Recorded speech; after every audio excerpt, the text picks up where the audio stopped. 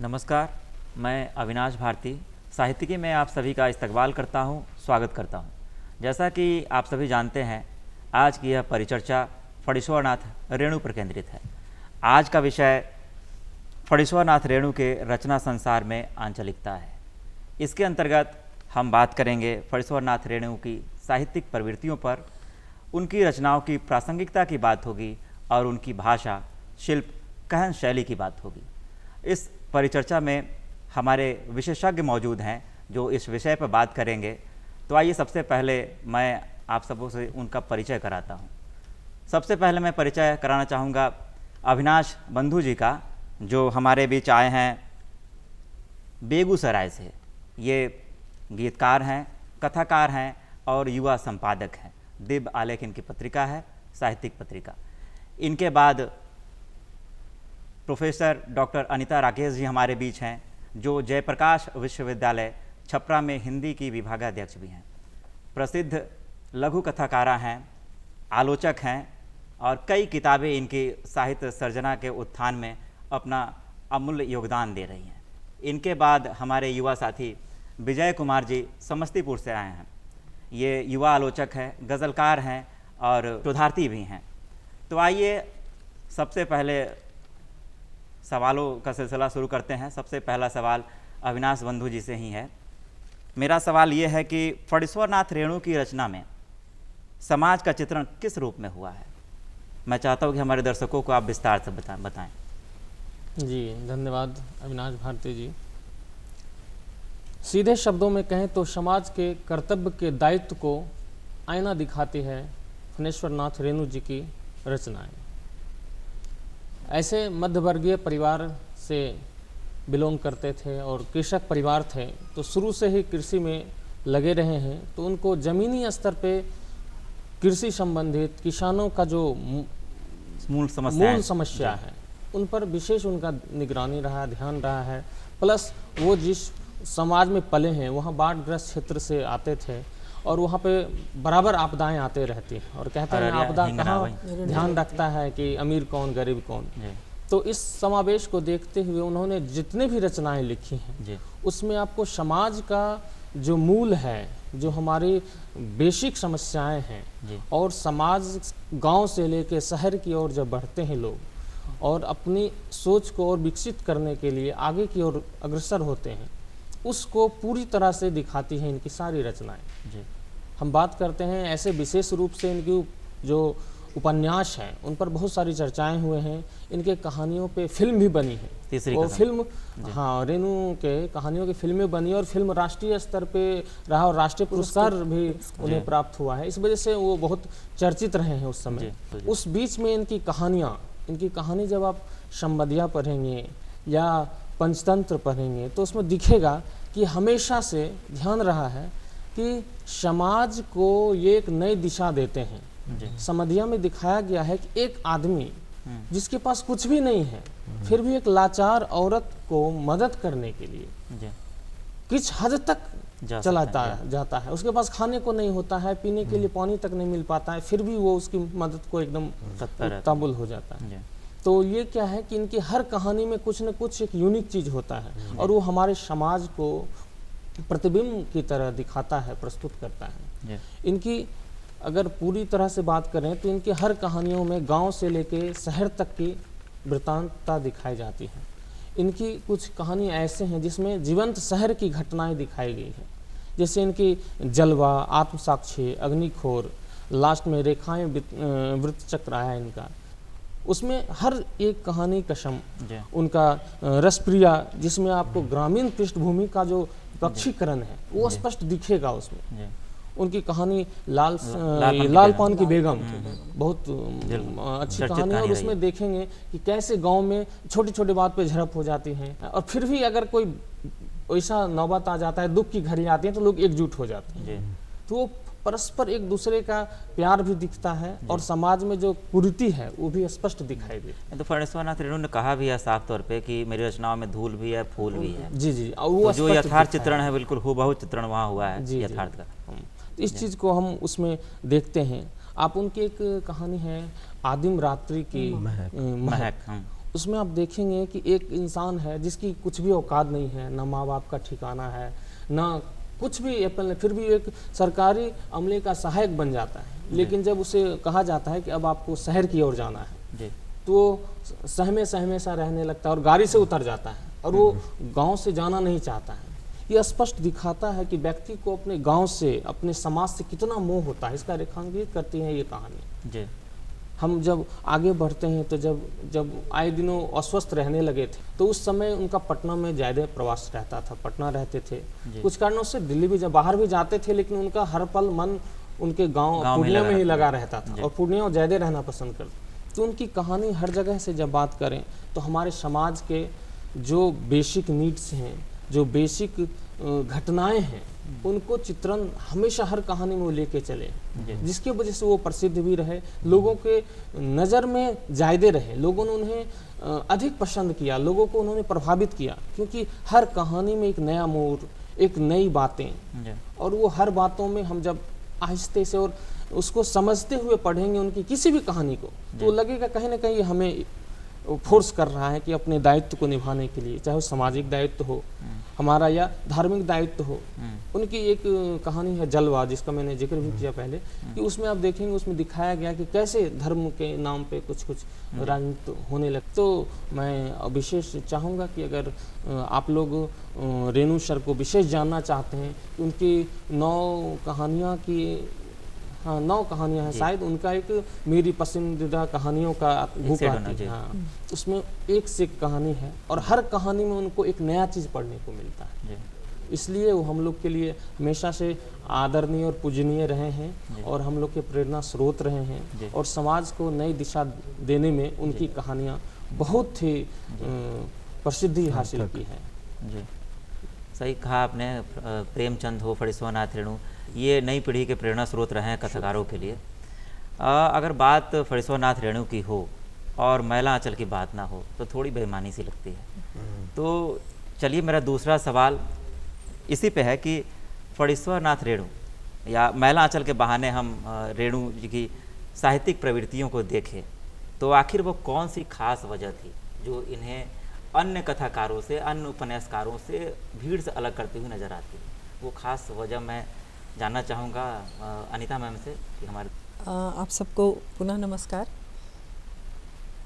सही बात है कि जब फणीश्वरनाथ रेणु जी की बात होती है तो मैला आंचल से बचा नहीं जा सकता और उससे बचना भी नहीं चाहिए। फणीश्वरनाथ रेणु जी ने अपनी इस पुस्तक, उपन्यास में ही पहले घोषणा कर दी है कि इसमें जो जिस पंक्ति को अभी अविनाश जी ने कहा कि इसमें धूल भी है, फूल भी है, और उनसे किसी से भी रेणु जी ने स्वयं स्वीकार किया है कि मैं नहीं बच सका। तो जब वो स्वयं नहीं बच सके और उन्होंने उन सारी प्रवृत्तियों को उसमें ग्रहण किया है जो उस अंचल का है, पहली बात। दूसरी बात ये आती है आंचलिक उपन्यास के नाम पर मैला आंचल का प्रचलित होना या विख्यात होना। जब आंचलिक उपन्यास की बात होती है तो भाई आंचलिक के नाम पर रेणु जी का ही नाम पहले परिगणित होता है। लेकिन क्यों पहले परिगणित होता है? ऐसा नहीं कि औरों ने नहीं लिखा, उस प्रवृत्ति पर और भी रचनाएं नहीं हुई, कहानियाँ भी लिखे गए, उपन्यास भी लिखे गए, लेकिन रेणु जी ही आंचलिक उपन्यासकार के रूप में क्यों पहले जाने जाते हैं या पहले गिने जाते हैं? क्योंकि उन्होंने बहुत छोटी सी भूमिका या कहें उस उपन्यास का परिचय इन्होंने उसमें दिया है। बहुत मुश्किल से मुझे लगता है 7-8 पंक्तियों में है वो, और वहाँ उन्होंने जो उसकी भूमिका दी है वहाँ लिखा है कि यह आंचलिक उपन्यास है। परिवेश और वातावरण को लेकर के, क्षेत्र विशेष को लेकर, अंचल विशेष को लेकर बहुत सारी रचनाएं लिखी गई और इसलिए उसको आंचलिक कहा गया। लेकिन आंचलिक के नाम पर एक रचना को सामने लाना, यह काम रेणु जी ने किया। इसलिए हम रेणु जी को पहला आंचलिक उपन्यासकार के रूप में मानते हैं। लेकिन अब उसमें प्रवृत्तियों की बात आती है कि मैला आंचल के बहाने से उनकी क्या क्या प्रवृत्तियां वहाँ आती हैं। लेकिन आंचलिकता की बात अब हमने जैसे की, तो आंचलिकता पहले तो है कि क्यों हम आंचलिक कहते हैं। आंचलिक में और फिर अलग किसी अंचल विशेष की जो रचनाएं हैं उसमें और इसमें फ़र्क क्या है। जी फ़र्क यह है कि आंचलिक उपन्यास की जो यात्रा है, रचना यात्रा, जी वो उल्टी चलती है। जी पहले वो बाकी रचनाएं जो होती हैं वो कहीं पात्र दिख जाते हैं, कुछ परिवेश दिख जाता है, कुछ घटनाएं दिख जाती हैं, कोई पात्र कोई व्यक्ति की अपनी अनुभूति होती है। लेकिन यहाँ रेणु जी ने स्पष्ट कहा है कि उन्होंने जो क्षेत्र लिया है वह विशेष रूप से, और कौन सा क्षेत्र लिया है, जो बिहार के सटा हुआ है, वहाँ से उन्होंने जो वहाँ एक उसके आसपास की प्रवृत्तियों को ग्रहण करता एक गांव है उस क्षेत्र विशेष का, मेरीगंज, उसको उन्होंने लिया है और मेरीगंज को उन्होंने एक तरह से अडॉप्ट किया है, उसको उन्होंने अब गोद लिया है उस गांव को।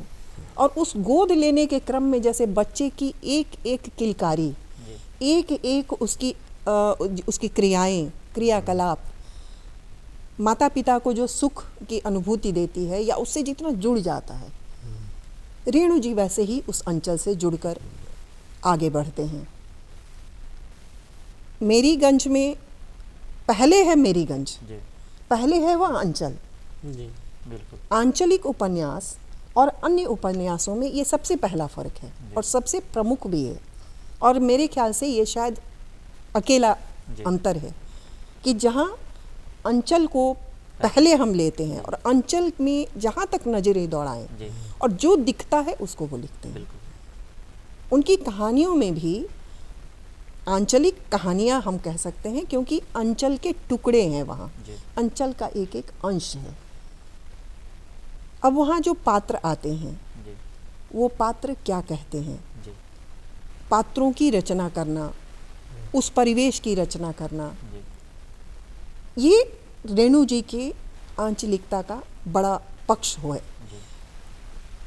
दूसरी चीज़ ये है कि एक बात आई कि ये औरों से अलग क्यों है।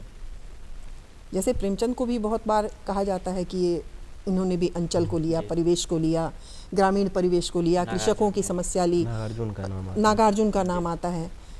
लेकिन वहाँ नागार्जुन में और औरों में फ़र्क इतना है कि इनके जो ऐसा कहा गया है कई जगहों पर कि प्रेमचंद ने जहाँ पात्रों को छोड़ा वहाँ से नागार्जुन ने आगे वहाँ से रेणु जी ने आगे लिया। जो जगह वहाँ खाली रह गई थी उस रिक्त स्थान की पूर्ति इन्होंने की।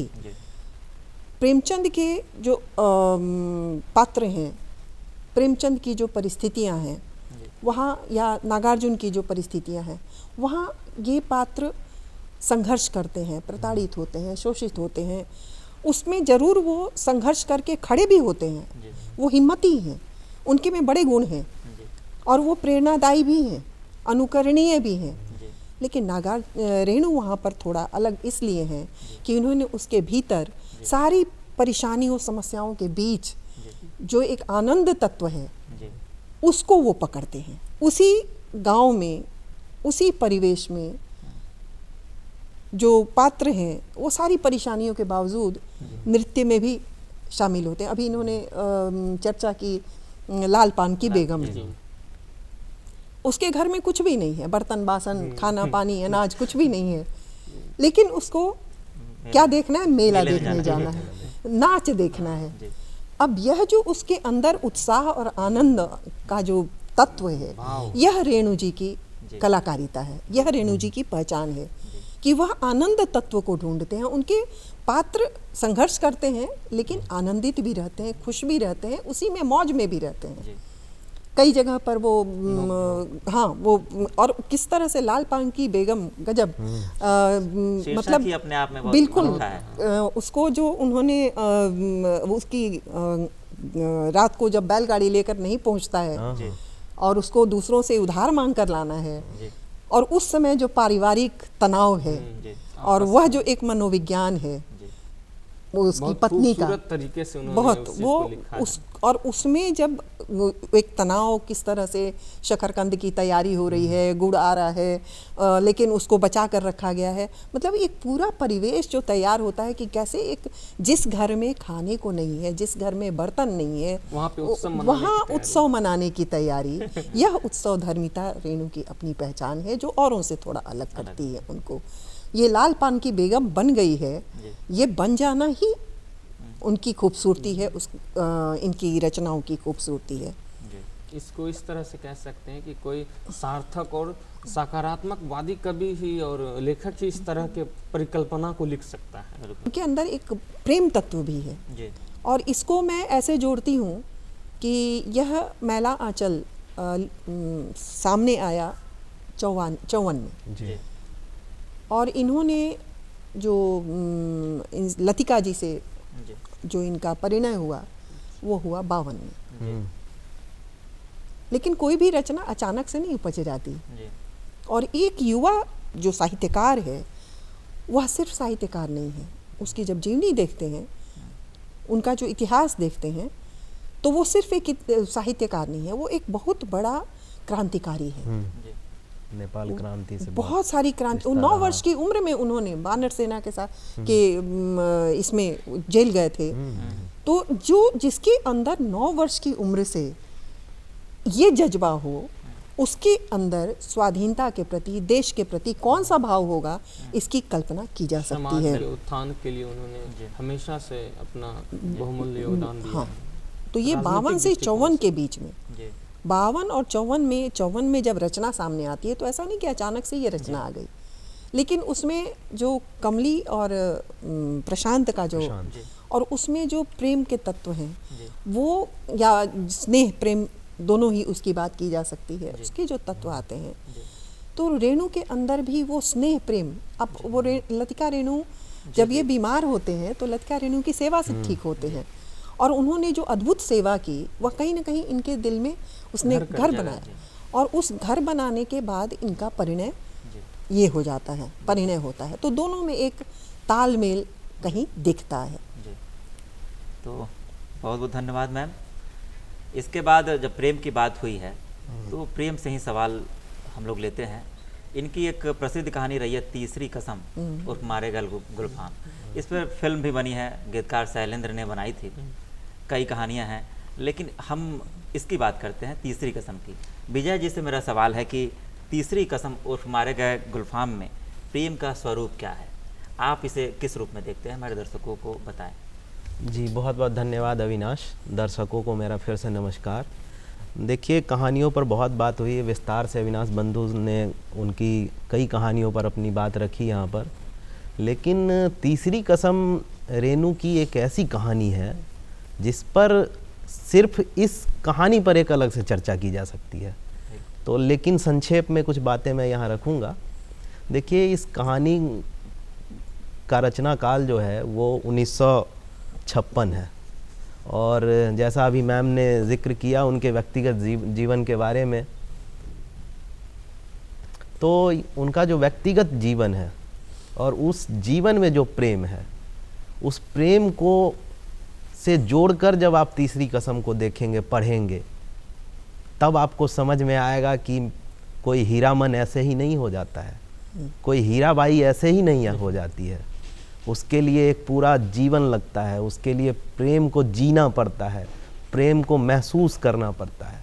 और जब तीसरी कसम कहानी की बात होती है तो हीरामन और हीराबाई की बात होती है। हीरामन जो है, इसके बनने की प्रक्रिया क्या है, जब आप इस प्रक्रिया में जाएंगे तब आप पाएंगे कि लतिका जी का जो मायका है, और जब भी रेणु जी वहाँ जाते हैं तो वहाँ एक ऐसे व्यक्ति से मुलाकात होती है रेणु जी की, जो आप जब कहानी पढ़ेंगे तब आप पाएंगे कि रेणु के ससुराल में जो हीरामन है, हीरामन नाम का जो नौकर है लतिका जी के घर में, कहीं ना कहीं वो हीरामन तीसरी कसम के हीरामन से उसका मेल जोल है, दोनों में समानता है। लतिका जी इस बात को स्वीकार करती हैं। अपने एक अध्येता है अनंत, उन्होंने जब इस सवाल को पूछा कि हीरामन के बारे में आप क्या सोचती हैं, वो किस तरह के पात्र हैं, इसके जवाब में लतिका जी ने कहा कि फिल्म में जब हीरामन को दिखाया गया, इस तरह का पात्र मेरे घर में था, और पहली ही नज़र में रेणु जी से जब उनका आमना सामना दोनों का हुआ, तब वो दूध निकाल रहा था गाय का, और उसी समय दोनों की पहली नज़र में जो एक कशिश होती है, दोनों का एक दूसरे के प्रति आकर्षण, वो हुआ, और रेणु जी के मन में कहीं ना कहीं वो हीरामन बस गया। और ये व्यक्तिगत प्रेम जो रेणु जी का किसी के प्रति हो जाता है, एक साहित्यकार बहुत संवेदनशील होता है, वो कहाँ किसके प्रति आकर्षित हो जाए, उसके मन में कौन घर कर जाए कब, ये आप नहीं समझ सकते हैं, ये एक रचनाकार ही समझ सकता है उसको। हीरामन कई चीज़ों से मिलकर बना है, एक प्रेम उसमें नहीं है शामिल। जब आप उनका जो एक भाई है, वो भाई की तरह ही है, बचपन का मित्र है उनका, उसका नाम है कुसुमलाल, वो रेणु के घर में रहता है, और वो उसके छोटे, रेणु जी अपने छोटे भाई की तरह उसको प्रेम करते हैं, स्नेह करते हैं। और जब भी रेणु कहीं से भी अपने औराही हिंगना गांव पहुंचते हैं, तब वही गाड़ीवान उनको लेने आता है, कुसुमलाल। तो ये गाड़ीवान वाला संदर्भ उनके दोस्त से जुड़ता है, और वो जो भोला भाला और सीधा साधा एक इंसान है, उसका संदर्भ लतिका जी के नौकर से जुड़ता है। और जब आप हीराबाई की बात करते हैं, तो हीराबाई का संदर्भ यहाँ आता है, उनके एक मित्र हैं, उन्होंने इस बात को स्वीकार किया है, चूंकि जो रेणु का समय है, वो समय आधुनिक समय नहीं है, वहाँ मनोरंजन के साधन इतने समग्र नहीं थे, वहाँ बहुत कम संसाधन मौजूद थे, और उसमें नाटक नौटंकी इस सब की बहुत महत्व था इस सब का। तो रेणु जी बहुत शौकीन थे नाटक नौटंकी को देखने का, और वो वहाँ से हीराबाई आती है। रेणु देखिए, जब ये कहानी लिख रहे हैं, तो इस कहानी में जो प्रेम का तत्व है, ये बहुत एक आध्यात्मिक स्तर का प्रेम है दोनों में। हीरामन को गुदगुदी लगने से ये इस कहानी की शुरुआत होती है, और बैल को झिड़की देने पर यह कहानी समाप्त हो जाती है। लेकिन इस बीच में जो प्रेम घटित होता है, उसका फलक बहुत विस्तृत है, और आज के समय में ये बहुत महत्वपूर्ण हो जाती है कहानी, क्योंकि आज आप खबरों के माध्यम से प्रेम का जो स्वरूप देखते हैं, आज का प्रेम मांसल अधिक हो गया है। वनिस्पत आप रेणु की कहानी को, तीसरी कसम को देखिए, उसका प्रेम आध्यात्मिक है, वो उदात्त प्रेम है, वो समर्पण का प्रेम है। यहाँ वो चंद्रदास शर्मा गुलेरी की जो कहानी है, उसने कहा था, उससे कहीं ना कहीं ये कहानी जुड़ती हुई नजर आती है। दोनों में एक समानता, समर्पण का भाव है। प्रेम रेणु की कहानी में प्रेम पाने की वस्तु नहीं है, समर्पण, वो समर्पण है, त्याग है, बलिदान है। बहुत बहुत धन्यवाद विजय जी। जैसा कि हम सभी जानते हैं कि फणीश्वर नाथ रेणु का व्यक्तित्व और जो साहित्यिक प्रवृत्तियाँ रही हैं, वो बाकी साहित्यकारों से अलग है, तभी वो अलग पहचान भी पाते हैं। ये सबसे प्रभावी लेखकों में से एक रहे हैं। मैला आंचल और परती परी कथा जैसे अनेक अमर उपन्यासों, और मारे गए गुलफाम, जिस पर गीतकार शैलेंद्र ने बासु भट्टाचार्य के साथ मिलकर तीसरी कसम फिल्म बनाई थी। ऐसे कई कहानियों के रचयिता फणीश्वर नाथ रेणु को उनके उसूलों और मानवीय मूल्यों के लिए ताउम्र संघर्ष के रूप में जाना जाएगा या जाना भी जाता है। इनकी भाषा की बात करें तो भाषा में बिल्कुल ठेठपन है, वो सहजता है, कुछ भी बनावटीपन नहीं है। जो हम लोग आम बोलचाल की भाषा देखते हैं गाँवों में, वो इनकी बोलचाल की भाषा रही है, जो इन्हें आम जनमानस के बीच भी लोकप्रिय बनाता है। इनकी कहानियों के यही इनकी पहचान है, यही इनकी कालजयी होने की सबसे बड़ी निशानी है। सबसे पहले इस परिचर्चा को सार्थक बनाने के लिए जितने भी हमारे विशेषज्ञ मौजूद हैं, मैं बारी बारी से उन्हें पुनः धन्यवाद देना चाहूँगा, आभार प्रकट करना चाहूँगा। इस क्रम में अविनाश बंधु जी का बहुत बहुत आभार है। छपरा से आई विभागाध्यक्ष जयप्रकाश विश्वविद्यालय डॉक्टर अनीता राकेश जी के प्रति मैं आभार प्रकट करता हूँ, और युवा मित्र मेरे विजय जी के प्रति विशेष आभार है कि इन्होंने, ये बिहार में नहीं थे, मेरे आग्रह पे ये आए और कम समय में हमारे परिचर्चा को सफल बनाने में अपना अमूल्य योगदान दिया है। सभी दर्शकों को बहुत बहुत धन्यवाद। बहुत बहुत धन्यवाद।